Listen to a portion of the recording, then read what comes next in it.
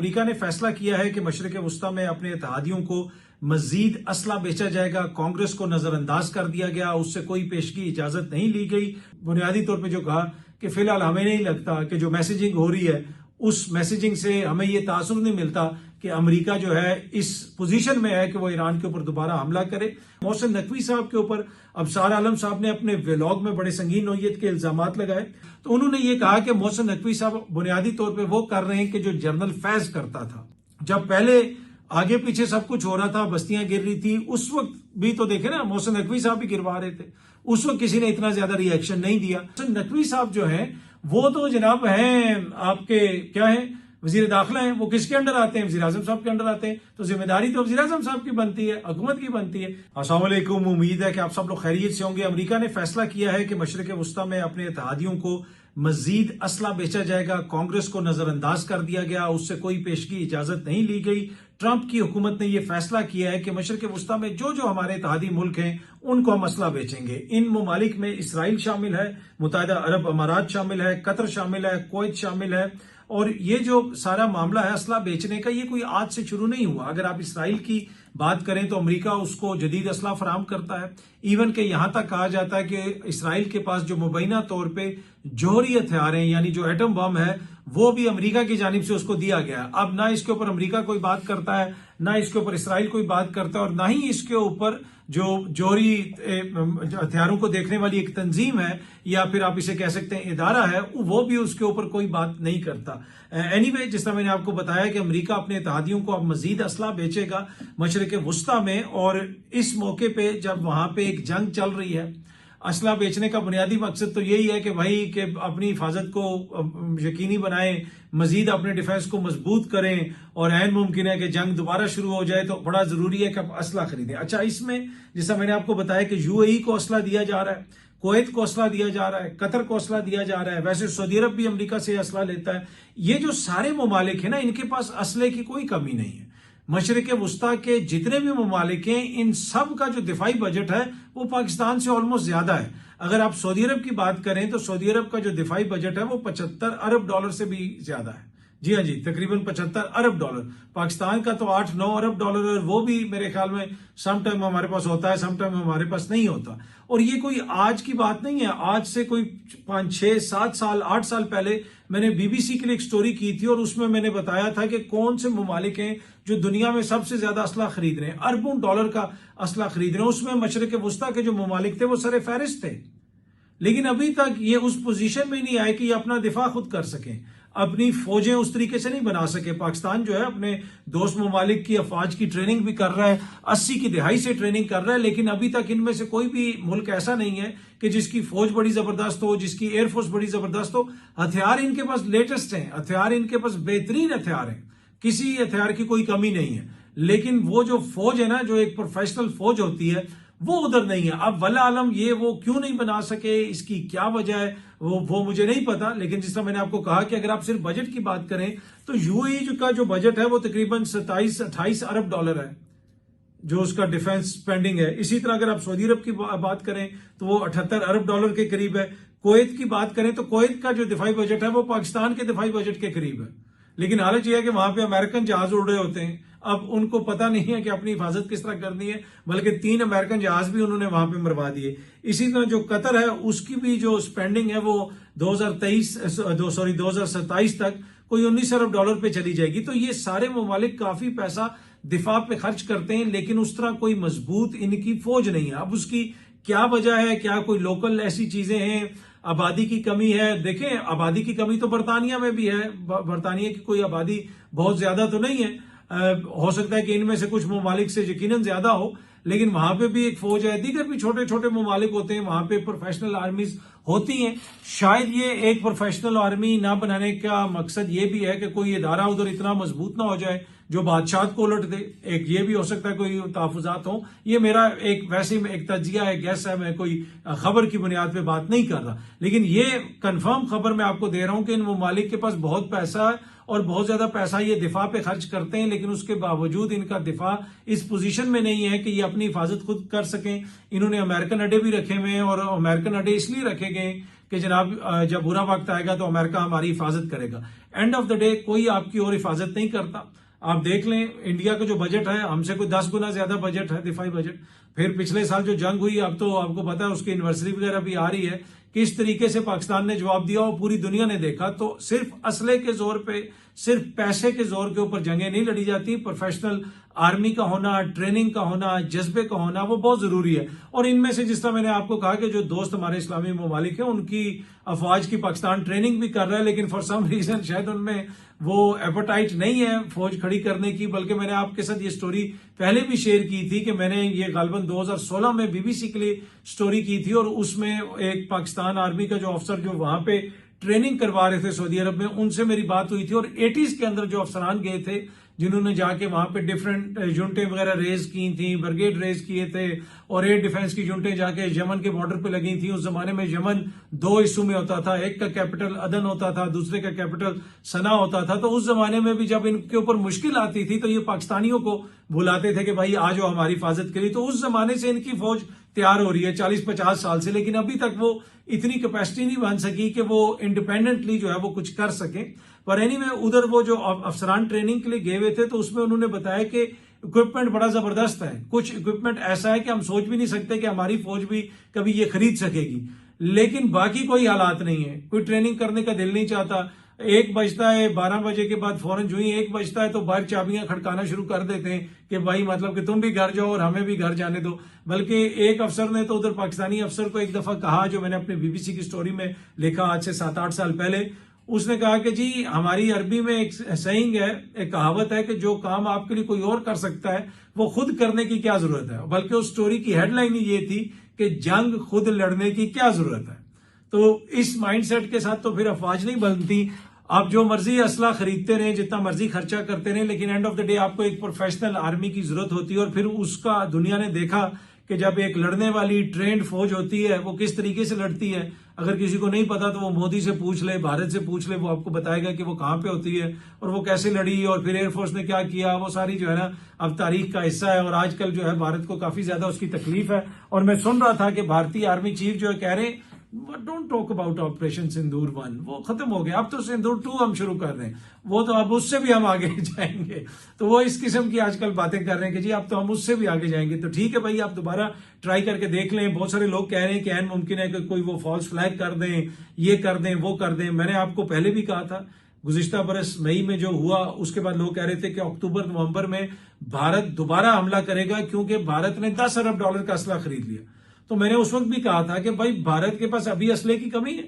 ये जो राफेल हैं ये कोई उन्होंने कोई पापड़ दे के खरीदे, ये राफेल कोई छोटा असला है, ये और पता नहीं उनके पास कौन कौन सा असला है। हमसे तो 10 गुना ज्यादा बड़ी उनके पास फौज भी है, असला भी है, बजट भी है। तो ये कभी भी आप पाकिस्तान पे इतनी जल्दी हमला नहीं करेंगे जो इनके साथ हुआ है। तो ना ही इस दफा मुझे लगता है जो लोग अब इस तरह की खबरें आ रही हैं, जो रिपोर्ट हो रही है कि ऐन मुमकिन है कि कोई वो इस तरह की हरकत करे, दिल उनका बड़ा चाहता है, दिल उनका बहुत ज्यादा चाहता है, इसमें कोई दो राय नहीं है। और इसमें कोई दो राय नहीं कि इस तरह की यकीनन इन्फॉर्मेशन भी इकट्ठी होती होगी, वो बैठ के बातें भी करते होंगे, प्लानिंग भी करते होंगे कि अब नहीं छोड़ेंगे, अब जो है ना ये कर देंगे। तो वो प्लानिंग तो वो सारी करते होंगे, दिल उनका जरूर करता है, लेकिन यकीन कीजिए कि उनकी हिम्मत नहीं पूरी पड़ेगी। और उसकी वजह क्या है वो फिर जो पिछले साल हुआ वो आपको पता है, मैं ज्यादा उसकी डिटेल में इस वक्त नहीं जाना चाहता।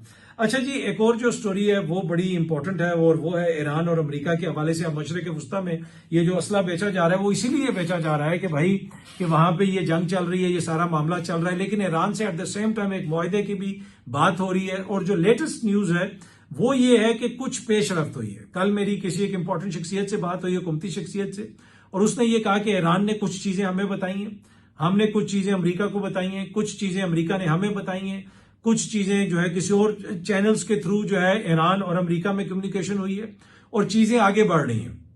और ऐन मुमकिन है कि इसका कोई ना कोई हल निकल आए। तो मैंने उनसे पूछा कि क्या अभी जो है हम उस स्टेज के बिल्कुल करीब पहुंच गए। उन्होंने कहा कि हम उस स्टेज से ज्यादा दूर नहीं है। और दूसरी बात उन्होंने ये भी कहा कि हम उस स्टेज से भी दूर नहीं है कि ऐन मुमकिन है कि किसी भी टाइम पे सब कुछ धड़ाम से नीचे गिर जाए, क्योंकि सफारतकारी है ना, डिप्लोमेसी है, मामला चल रहे हैं, हो सकता है किसी चीज पे एग्रीमेंट हो या किसी चीज पे एग्रीमेंट ना हो। लेकिन एक चीज मैंने पूछा कि ईरान के ऊपर क्या अमेरिका दोबारा हमला कर सकता है, इसलिए कि ऑब्वियसली अमेरिका नए प्लान्स बना रहा है, सदर ट्रंप को जो है ब्रीफिंग्स वगैरह दी जा रही हैं। तो उन्होंने कहा कि बुनियादी तौर पर जो कहा कि फिलहाल हमें नहीं लगता कि जो मैसेजिंग हो रही है उस मैसेजिंग से हमें ये तासुर नहीं मिलता कि अमेरिका जो है इस पोजीशन में है कि वो ईरान के ऊपर दोबारा हमला करे। उसकी कोशिश यही है कि ये मामला हल हो, ईरान की भी यही कोशिश है और पसे पर्दा काफी ज्यादा चीजें चल रही हैं। और ये जो मुख्तलिफ सोर्सेज से मैंने खबरें इकट्ठी की हैं उसकी बुनियाद पे मैं ये आपको इंफॉर्मेशन की बुनियाद पे बता सकता हूं कि अभी भी इसमें पाकिस्तान का बड़ा इंपॉर्टेंट किरदार है। ऑल्दो कि उस तरह आपको सुनाई नहीं दे रहा, लेकिन बैकग्राउंड में जो कुछ भी चल रहा है उसमें अगर इस वक्त किसी का कलीदी किरदार है तो वो पाकिस्तान का है। अच्छा जी, अब अगर आप पाकिस्तान की तरफ आ जाएं, पाकिस्तान ने तो बड़ा कलीदी किरदार अदा किया। पूरी दुनिया जो है वो पाकिस्तान की तारीफ कर रही है, लेकिन ये सामने आप देख सकते हैं जीटो जो है इसको रिपोर्ट कर रहा है। ये मेहदी हसन साहब का जो है न्यूज इदारा है और उसमें उन्होंने बताया कि 7 जनरेशन से एक घर में रहने वाली जो फैमिली है उसको वहां से निकाल दिया गया, उसके घर को मिसमार कर दिया गया, क्योंकि पाकिस्तान में जो है पीस टॉक्स हो रही थी। वाइल दुनिया पाकिस्तान की तारीफ कर रही है, वहां पे अमन मुज़ाकरात हो रहे हैं, दूसरी जानिब इस्लामाबाद की इंतजामिया शहबाज शरीफ साहब की हुकूमत की जानिब से वहां पे ये किया जा रहा है। अच्छा, पहले तो इस्लामाबाद के आगे पीछे जो आबादी थी उसको आपने देखा मुख्तलिफ देहात को टारगेट किया गया, बड़ी इमाम के इलाके को टारगेट किया गया, उसके ऊपर कोई ज्यादा ले दे नहीं हुई, ज्यादा मीडिया पर भी बात नहीं हुई और हुकूमत ने भी कोई ज्यादा उसके ऊपर ध्यान नहीं दिया। लेकिन जब 1 कॉन्स्टिट्यूशन एवेन्यू की इमारत को रात को आधी रात को जिस तरीके से खाली करवाने की कोशिश की गई उसका काफी ज्यादा बैकलैश आया। और मैंने आपको कहा था कि हर चीज का एक सिंबॉलिक इंपॉर्टेंस होती है और हर चीज में एक मोमेंट्स होते हैं ना, कि ये वो लम्हा था कि जब ये तब्दील हो गया, ये वो लम्हा था जब ये तब्दील हो गया। अब तारीख में पीछे जाते हैं और आप उन लम्हात को देखते हैं। ये जो 1 कॉन्स्टिट्यूशन एवेन्यू पे आधी रात को छापा मारा गया, ये भी मैंने पहले दिन कह दिया था कि ये एक लम्हा है, इसको नहीं भूला जाएगा। ये आप याद रखिएगा कि ये लम्हा कभी भी भूला नहीं जाएगा कि ये क्या हुआ इस्लामाबाद में। लेकिन ये हुआ क्यों उसको समझना बहुत जरूरी है। पिछले 2-3 साल से जिस तरीके से हैवी हैंडेडनेस से मामलात को चलाने की कोशिश की जा रही है, ये उसी का एक तसलसल था। ये कुछ अनहोना नहीं हुआ, ये एक्सपेक्ट आप कर रहे थे कि ये होगा, समथिंग लाइक दिस होगा। अब अबसार आलम साहब ने भी उसके हवाले से एक व्लॉग बनाया है और उन्होंने ये बताया कि इसी बिल्डिंग के अंदर मुख्तलिफ ममालिक के जो एम्बेसडर्स थे और जो सफारती अमला भी रह रहा था और उनको भी जाके आधी रात को पुलिस ने वहां से जिस तरीके से निकालने का हुक्म दिया, जिस तरीके से पुलिस वहां पे अंदर घुसी, उसके ऊपर उन्होंने डीमार्च किया पाकिस्तान को, बुनियादी तौर पे सफारती सतह के ऊपर एहतजाज रिकॉर्ड करवाया। फिर उन्होंने मोहसिन नकवी साहब के ऊपर अबसार आलम साहब ने अपने व्लॉग में बड़े संगीन नौयत के इल्जामात लगाए। उन्होंने कहा कि जी मैं मोहसिन नकवी को 2001 से जानता हूं, उस वक्त मैं भी CNN में काम करता था, काशिफ अब्बासी भी CNN में काम करते थे और मोहसिन नकवी जो है वो CNN के स्टाफ के लिए गाड़ियां अरेंज करते थे। आज वो पूरे मुल्क के मालिक हैं, मुबारक हो उनको, मैं उनकी तरक्की पर इतराज नहीं कर रहा, लेकिन इंसान को इतना तकबर नहीं करना चाहिए, जनरल फैज नहीं बनना चाहिए, जनरल फैज के अंजाम से सीखना चाहिए। तो उन्होंने ये कहा कि मोहसिन नकवी साहब बुनियादी तौर पे वो कर रहे हैं कि जो जनरल फैज करता था। अब मसला ये है कि जनरल फैज का उन्होंने क्यों हवाला दिया, उन्होंने कहा जी यहाँ पे भी रेंजर्स को इस्तेमाल करने की कोशिश की गई, लेकिन जब रेंजर्स की कमांड को पता चला तो 20 मिनट के बाद रेंजर्स को वापस बुला लिया गया। उन्होंने अपने व्लॉग में ये कहा कि जो इस्लामाबाद हाई कोर्ट के अदालती सर्कल्स हैं उनको ये मैसेज भेजा गया कि पिंडी में बैठे हुए जो बड़े साहब हैं वो ये चाहते हैं कि ये इमारत खाली करवाई जाए। ये बड़ा संगीन नौयत का इल्जाम है और इसका जवाब मांगा है इस अबसार आलम साहब ने मोहसिन नकवी साहब से भी, और उन्होंने ये कहा अबसार आलम साहब ने कि मेरे पास मुसद्दका इतलात हैं। उसके साथ साथ उन्होंने ये भी कहा कि भाई क्या जो मौजूदा चेयरमैन CDA को लाया गया वो कौन है। ये इल्जाम भी उन्होंने लगाया कि मौजूदा जो चेयरमैन है CDA के वो फरा गोगी के फ्रंटमैन है। ये तो पंजाब से आए हैं, अब ये अभी इनको पता चला है कि ये फ्रंटमैन है। मैं अबसार आलम साहब की बात कर रहा हूं, तो पंजाब में वो क्या कर रहे थे, किस जगह पे थे, पंजाब की हुकूमत ने कोई उनके खिलाफ कार्रवाई नहीं की, ये तो जो इल्जाम लगता है। एनीवे इधर उन्होंने भी इल्जाम दोहराया कि जी वो पिंकी पीरनी के फ्रंटमैन थे। इसी तरीके से उन्होंने ये कहा कि जी ये किसी डेवलपर को बेचना चाहते हैं। ये जो बिल्डिंग है ये 8 कनाल पे बनी हुई है, लेकिन जमीन 80 कनाल अलॉट हुई है, 72 कनाल अभी भी खाली है। ये किसी लाहौर के बिल्डर को बेचना चाहते हैं और मोहसिन नकवी साहब जो है इसमें ये किरदार अदा कर रहे हैं और आधी रात को जाके उन्होंने मुबैना तौर पर कब्जा लेने की कोशिश की। फिर उन्होंने ये भी कहा कि क्या ये मुल्क मोहसिन नकवी का है और वो जिस तरह की हरकतें कर रहे हैं ये कतई मुनासिब नहीं है। वो फैज का जो डॉक्ट्राइन है, जनरल फैज के डॉक्ट्राइन के ऊपर चल रहे हैं। पाकिस्तान की जो क्यादत है उसको इस चीज के ऊपर देखने की जरूरत है। उन्होंने ये भी कहा कि भाई हमने यहाँ पे अपना पैसा इन्वेस्ट किया, उधर अबसार आलम साहब का अपना भी एक बेडरूम का गालबन वो कहते हैं एक कमरे का फ्लैट है, तो टैक्स भी देते हैं, पाकिस्तान में पैसा इन्वेस्ट कर रहे हैं। मोहसिन नकवी की तरह नहीं, इनके खानदान के तो दुबई लीग्स में इनकी एहली है कि वहां पे प्रॉपर्टी निकली, फिर इन्होंने जब एमनेस्टी स्कीम आई उसके अंदर उसको क्लियर करवाया। ये पैसा यहां से कैसे लेके गए? ये कहते हैं जनाब के 10 अरब डॉलर के पता नहीं कितना चला गया पिछले 3 सालों में, तो वजीर दाखिला कौन था, वो कैसे गया? फिर अबसार आलम साहब ने यह भी कहा कि आज भी सिंध के एयरपोर्ट्स के ऊपर जहाज उतर रहे हैं और उनमें पैसा जो है वो मनी लॉन्ड्रिंग हो रही है, दुबई पैसा जाता है, 30% दिया जाता है और बाकी पैसा इधर उधर हो जाता है। ये बड़े संगीन नोयत के उन्होंने इल्जाम मोहसिन नकवी साहब पे लगाए और उसमें और भी काफी उन्होंने इल्जाम लगाए। लेकिन बात यह है कि मोहसिन नकवी साहब को यूगोस्लाविया के वजीर आजम के अंडर तो काम नहीं कर रहे। मोहसिन नकवी साहब तो शहबाज शरीफ साहब की काबीना में, अगर ये इल्जाम लगते हैं तो ये तो फिर हुकूमत के ऊपर इल्जाम है ना। मोहसिन नकवी साहब को तो आप आइसोलेट नहीं कर सकते, मोहसिन नकवी साहब तो काबीना के एक वजीर हैं। अगर इतने ये सारे इल्जाम हैं तो फिर तो ये शहबाज शरीफ साहब के ऊपर इल्जाम लगेंगे। इसी तरह उन्होंने कहा कि 1 कॉन्स्टिट्यूशन एवेन्यू पर छापा की वजह से जो यूरोपीय ममालिक हैं उन्होंने पाकिस्तान से एहतजाज किया, और जिस तरह मैंने आपको पहले भी बताया, और उन्होंने मोहसिन नकवी जनरल फैज के रास्ते पर बाकायदा ये थंबनेल लगाया। जनरल फैज की जो प्ले बुक है वो रीप्ले की जा रही है, उसका उन्होंने जिक्र किया और काफी इस तरह के संगीन नोयत के इल्जाम लगाए और काफी जिसे कहते हैं मोहसिन नकवी साहब पे तनकीद की। लेकिन मेरा इसमें क्वेश्चन यही है कि मोहसिन नकवी साहब कोई यूगोस्लाविया की हुकूमत को रिप्रेजेंट करते हैं, वो इसी काबीना का हिस्सा है। अगर ये सब कुछ हो रहा है तो फिर जिम्मेदारी तो शहबाज शरीफ साहब की है, इस हुकूमत की है। और फिर जब पहले आगे पीछे सब कुछ हो रहा था, बस्तियां गिर रही थी, उस वक्त भी तो देखे ना, मोहसिन नकवी साहब भी गिरवा रहे थे, उस वक्त किसी ने इतना ज्यादा रिएक्शन नहीं दिया। इसी तरीके से बाकी जो कुछ होता रहा है, आपने गुज़िश्ता 2-3 सालों के दौरान हर चीज का यहाँ पे हर कोई दिफा करता रहा। आईनी तरामीम से लेके हाइब्रिड निजाम को बेहतरीन करार दिया गया, ये हो गया वो हो गया, तो ये सारी चीजें जो लोग दिफा करते रहे, अब वो लोग उस पर अगर तनकीद भी करें तो कहने का मकसद ये है कि अबसार आलम साहब ने काफी इल्जामात वगैरह तो लगाए हैं, लेकिन एट द सेम टाइम जिस तरह मेरा ये इसमें क्वेश्चन वही है कि मोहसिन नकवी यूगोस्लाविया का वजीर नहीं है, वो शहबाज शरीफ का, वो नवाज शरीफ की जमात का, पीपल्स पार्टी की हुकूमत का, ये जो इत्तेहादी हुकूमत है इनके वो वजीर दाखिला हैं। और उनको वोट किसने डाला? वो किस जमात के टिकट पे वहां पे जीते?